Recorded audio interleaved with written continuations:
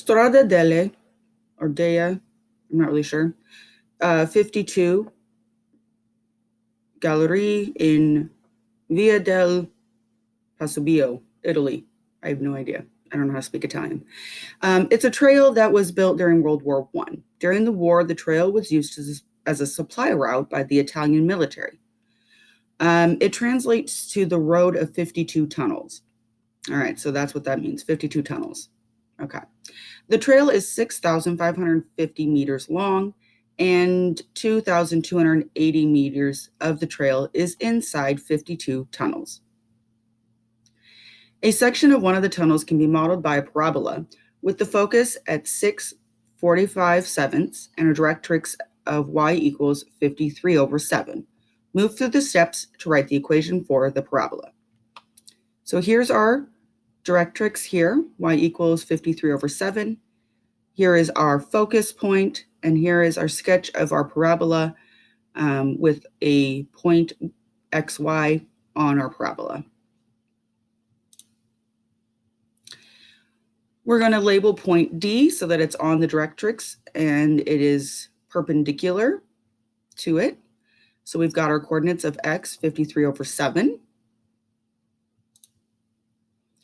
We come up with our distance for PD and our distance for PF.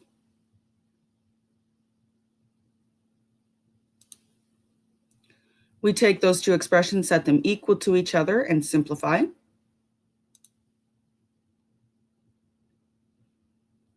Expanding our squareds. Notice you can leave the x in the square mode. Subtract y squared plus 2,809/49 from each side.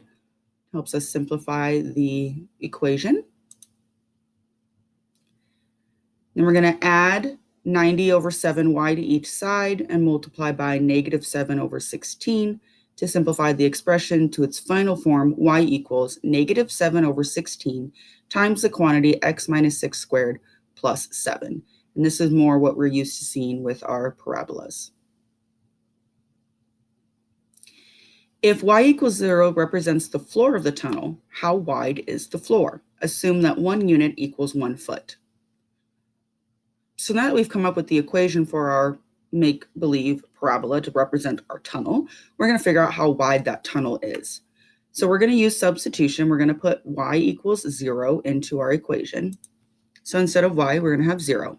So we have 0 equals -7/16 times the quantity x minus 6 squared plus 7. We subtract 7 from both sides, which gives us -7 equals -7/16 times the quantity x minus 6 squared. We want to get rid of this stuff outside of the parentheses, so we multiply each side by -16/7.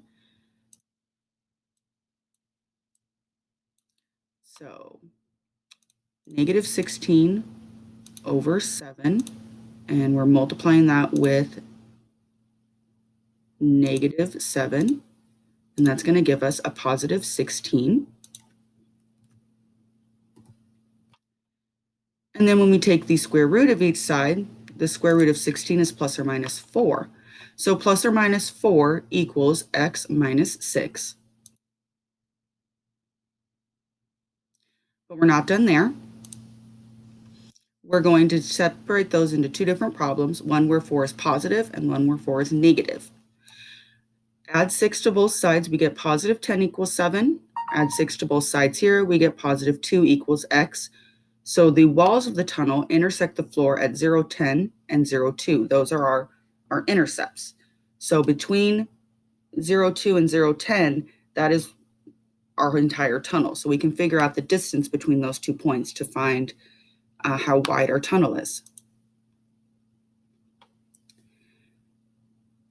Now, because they're both on the x-axis, we could just count it, but we're going to practice using the distance formula. So we plug in our stuff here, and we get 0 minus 0 squared is just 0.